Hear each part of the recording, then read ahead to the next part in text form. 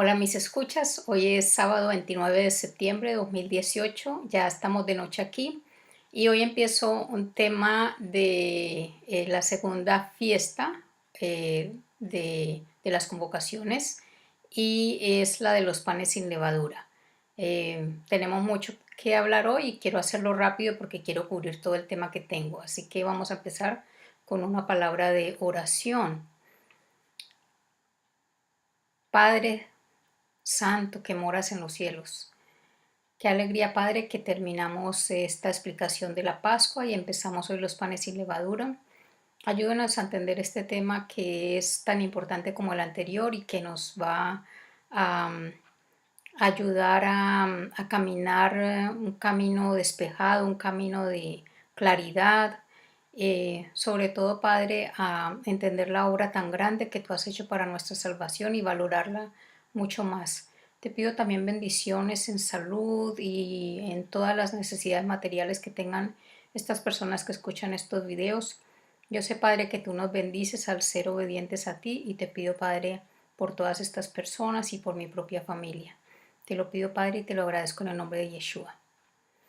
Bueno, vamos a empezar leyendo Levítico 23, que es donde a partir del verso 5 se marca la segunda convocación. Y dice así: en el mes primero, el día 14 del mes al anochecer es la Pascua del Señor. Esto ya lo hemos presentado. Luego a partir del verso 6 dice: el día 15 del mismo mes es la fiesta de los panes sin levadura. En hebreo es Hag Hamatzot, es una fiesta para el Señor. Por 7 días comeréis pan sin levadura. El pan sin levadura se llama en hebreo matzah. Y dice en el verso 7: en el primer día tendréis una santa convocación, no haréis ningún trabajo servil, y durante 7 días presentaréis al Señor una ofrenda encendida. El séptimo día es santa convocación, no haréis ningún trabajo servil.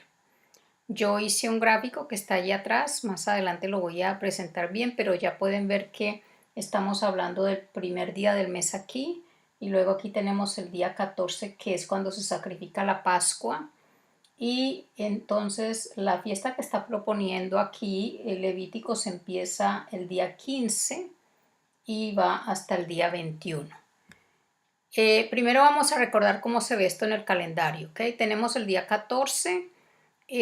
A las 3 de la tarde se sacrificaba el cordero. Aquí está el día 14, 3 de la tarde se sacrifica el cordero. A las 6 p.m. empezaba el día 15, porque los días en el calendario hebreo empiezan al anochecer. Por eso dice en Génesis: y fue la tarde y la mañana el primer día. Dice así en cada uno de los días de la creación.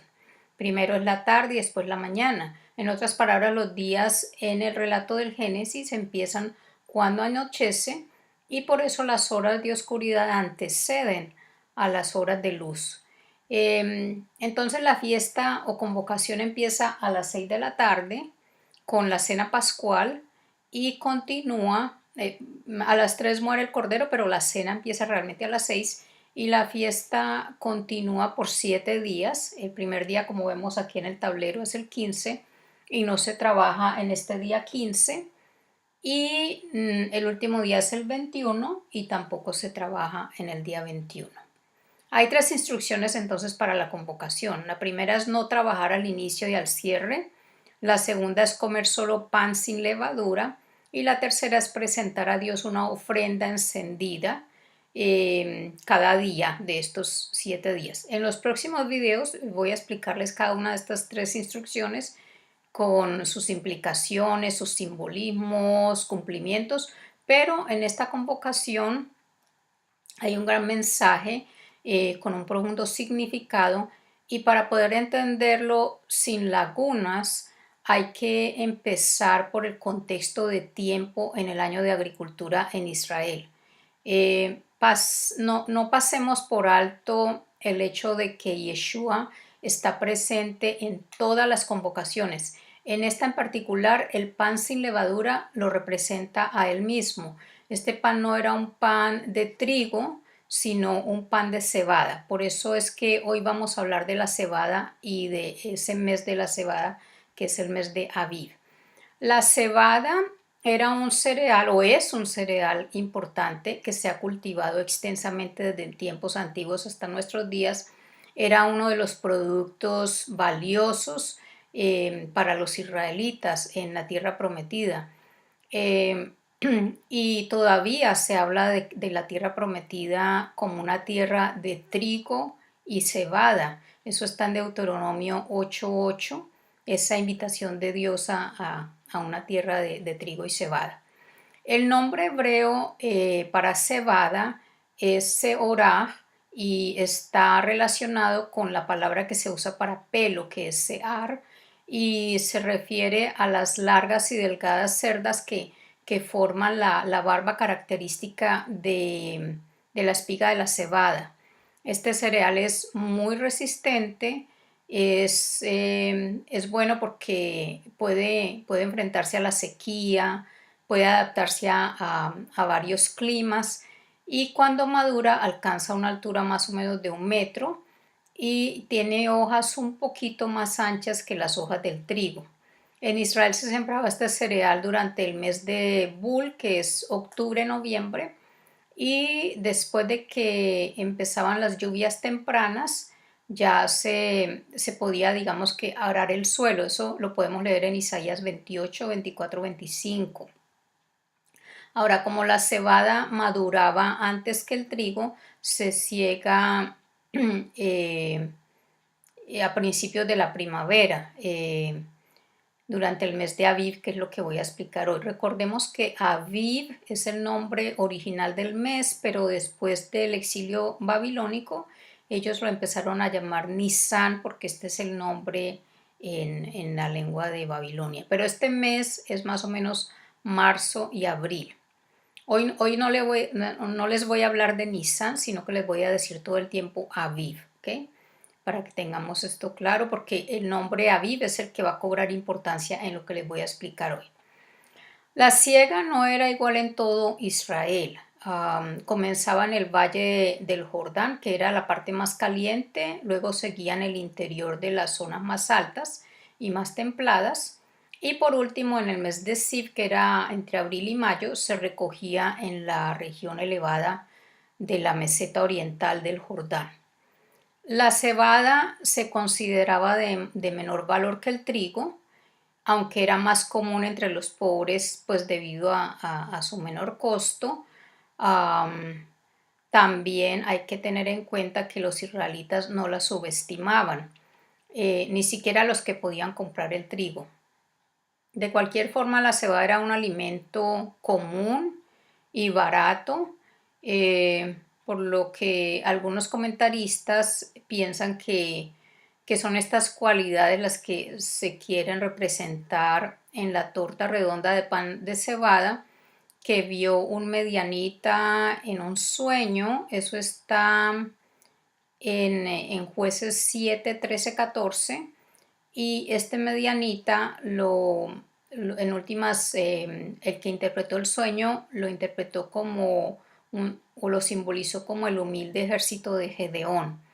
Esa misma torta de pan de cebada sin levadura representa a Yeshua, viniendo como siervo humilde, sin pecado. Por eso esa es la representación, digamos, simbólica de esa cebada. Y si es sin levadura, pues es sin pecado. Ahora, para la cebada también se usaba como sistema de compra y de venta. Oseas pagó 15 piezas de plata y un homer y medio de cebada para recomprar otra vez a su esposa adúltera Gomer. Eso está en Oseas 1:3 y 3:1-2. Y algunos comentaristas dicen que ese era el precio que equivalía al de un esclavo, que era 30 ciclos de plata. Eso lo podemos leer en Éxodo 21:32. La ofrenda de celos que la ley requería cuando un esposo sospechaba de que su esposa le había sido infiel era 1/10 de efa de harina de cebada también. Eso está en Números 5, 14, 15. La cebada también se usaba para fijar precios. Por ejemplo, se valoraba un campo según la cantidad de semilla de cebada que se necesitaba para sembrarlo. Eso lo encontramos en Levítico 27:16. Bueno, ahora hablemos del mes de Aviv como tal y hablemos de lo que significa este mes. Voy a ser muy repetitiva en esta parte porque quiero que quede memorizado en sus cerebros, ya que me parece que tiene un valor muy trascendental. Bien, sabemos que el año debe empezar por el mes que marca un periodo y Dios le hizo saber a su pueblo que ese es el mes de Aviv. Como ya les expliqué en los videos pasados, este es el mes en el que se debe escoger el Cordero de Pascua, ya también se los acabo de mostrar en el tablero, y debía hacerse el día 10, ¿sí? Más o menos por aquí, por el día 10 se escogía el Cordero Pascual.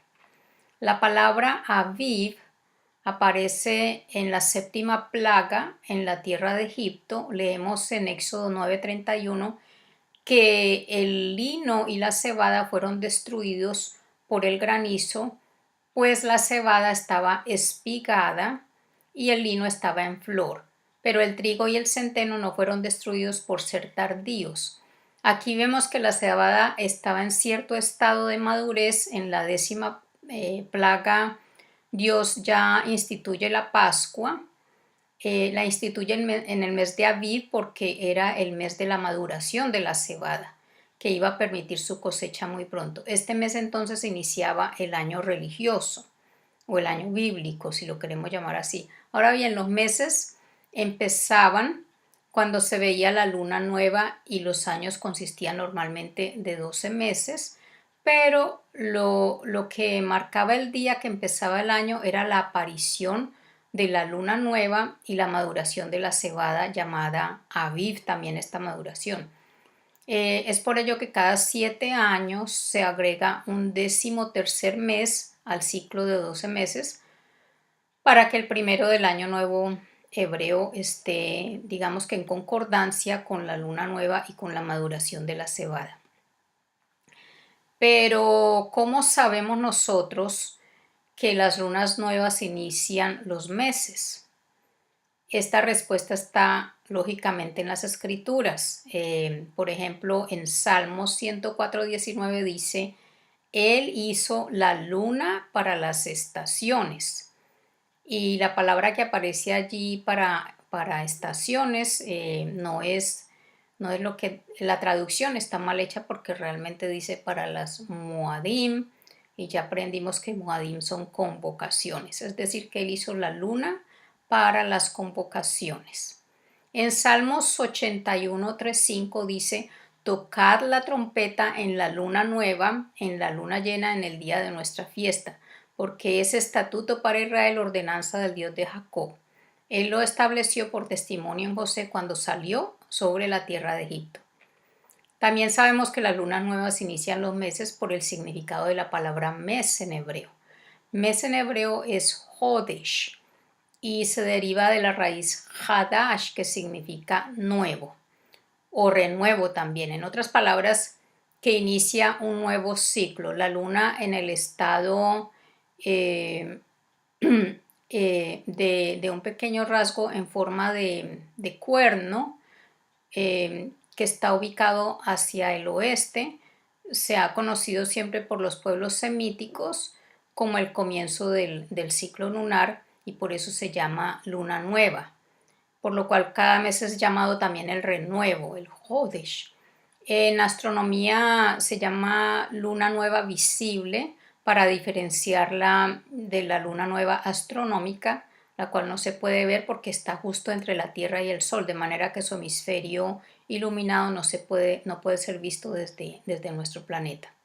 Vamos a recapitular hasta aquí lo que hemos dicho. Fue en el primer mes llamado Aviv, en el cual la Pascua fue sacrificada durante la 10ª plaga y el pueblo de Israel salió de Egipto, lo cual marcó el inicio del año bíblico. Pero ¿por qué la cebada estaba Aviv ya en la 7ª plaga? Es una pregunta que yo me he hecho. Eso puede significar dos cosas. Primero, que la 7ª plaga sucedió al comienzo del mes, pero la 10ª sucedió a mediados del mes. Las escrituras no registran la duración de cada plaga. Por otro lado, la instrucción de Dios era iniciar la marcación del año después de entrar a la tierra de Israel, porque durante el tiempo en el desierto no hubo cultivo, sino que había maná del cielo. Entonces no importa realmente cuándo empezaban después de salir de Egipto, sino ya cuando entraron a la tierra prometida. Ahora, ¿qué es Aviv específicamente? Aviv es una condición exclusiva del cultivo de la cebada, que es el primero que se produce en Israel. Si la cebada está en la etapa de Aviv, esto significa que no se puede cosechar porque todavía contiene demasiada humedad para que se deje moler para hacer harina. Cuando la cebada está viva, está en un estado específico de madurez que permite una recolección después de los siguientes 14 días hasta el día 21. Empiecen a hacer conexiones aquí con los días del pan sin levadura. Aviv está aquí en el primero y quiere decir que después del 14 hasta el 21 se puede cosechar. Este tiempo le permitirá a la espiga secarse y endurecerse para permitir que sea recolectada y reducida a harina. Así que el primer mes fue llamado por Dios con el nombre de un nivel de desarrollo del cultivo de cebada. No se puede confundir esto porque si tenemos la primera convocación equivocada, las demás también van a ser inválidas. Todas las convocaciones se cuentan o señalan a partir del primer mes, que es Aviv. Recordemos lo que dice Levítico 23, desde el 37, dice: estas son las fiestas señaladas del Señor que proclamaréis como santas convocaciones para presentar ofrendas encendidas al Señor, holocaustos y ofrendas de cereal, sacrificios y libaciones. Y al final dice, cada asunto en su propio día. Si nosotros hacemos estas convocaciones en días diferentes, estamos invalidando las mismas. Toda esta marcación se centraliza en el cultivo de la cebada, como vemos aquí. Tenemos, como expliqué antes, una luna nueva para comenzar el mes. La cebada en ese primero del mes está en el estado Aviv, es decir, está lista para el conteo. En el día 14 del mes es el día en el que se sacrifica el cordero. Los 7 días siguientes al 14 son los de los panes sin levadura. Es un mandamiento que esta convocación se haga en el mes de Aviv, lo cual es lógico porque pues si seguimos el método de Aviv para marcar el inicio del año vemos que tiene mucho sentido. En Éxodo 34:18 dice así: guardarás la fiesta de los panes sin levadura, según te he mandado, por 7 días comerás panes sin levadura en el tiempo señalado en el mes de Aviv, porque en el mes de Aviv saliste de Egipto. Desde el estado de Aviv, la cebada naturalmente necesitaba 2 semanas para estar lista para la cosecha. Esto ya estaba implementado en los cálculos de Dios. Los primeros frutos de la cosecha de la cebada debían ser presentados al sacerdote durante la semana del pan sin levadura, el día después del sábado semanal. Este es también un mandamiento, vamos a leerlo en Levítico 23:11, dice: y él mecerá la gavilla, este es el sacerdote, delante del Señor a fin de que seáis aceptados. El día siguiente al día de reposo el sacerdote la mecerá. Siempre había un sábado semanal entre los 7 días de los panes sin levadura. Veamos este gráfico otra vez. Aquí tenemos pues el inicio del mes y tenemos aquí el inicio de los panes, que es el 15, que recordemos que empieza a las 6 de la tarde. Entonces, vamos a poner como ejemplo que el sábado caía el 17. Recordemos que el sábado puede caer cualquier día, puede caer el 15, el 16, el 17, cualquier día podía caer el sábado. Pero si decimos que el sábado caía el 17, entonces el 18 sería mecida la gavilla. Aquí sería mecida la gavilla. Entonces se llamaría la fiesta de las primicias, que es el tema que voy a tener después. Pero si el sábado caía el 18, entonces el 19 era el domingo cuando se iba a mecer la gavilla. Siempre pues tenía que haber un solo sábado entre estos días, lógicamente, ¿cierto? Ahora, esa gavilla mecida representaba el momento después de la resurrección de Yeshua, cuando él va al Padre como primicia de los que durmieron. Eso está en 1 Corintios 15:20. Y ese es el tema que voy a dar en la próxima convocación. La fiesta de las primicias también significaba que empieza la cosecha. Israel no podía comer del fruto de la cebada hasta que el primer grano fuera ofrecido ante el sacerdote. La cebada en ese momento cambia del estado o etapa de Aviv al estado de cosechable. Esto también era un requisito. En Éxodo 16:9 dice: 7 semanas contarás, comenzarás a contar 7 semanas desde el momento en que empieces a meter la hoz a la mies, es decir, desde el momento que se cosecha la cebada. Entonces celebrarás la fiesta de las semanas al Señor tu Dios. Esa es una fiesta que voy a explicar después de que explique las primicias. Pero miren que desde el momento en que se mete la hoz es el momento de la cosecha, y ese momento es ese domingo que es después del sábado dentro de los 7 días de los panes sin levadura. Como vemos, no se pueden determinar las otras convocaciones si empezamos mal el conteo. De ahí la importancia de entender qué es Aviv para comprobar los elementos proféticos de cada una de las convocaciones. No necesitamos los equinoccios, sino el desarrollo de la cebada para marcar el principio del año que Dios estableció. Es muy simple. Ahora bien, la tierra gira, así que tiene que haber un punto de referencia para determinar estas fechas. Todas las condiciones se deben dar en la tierra sagrada de Israel, no en ningún otro lugar.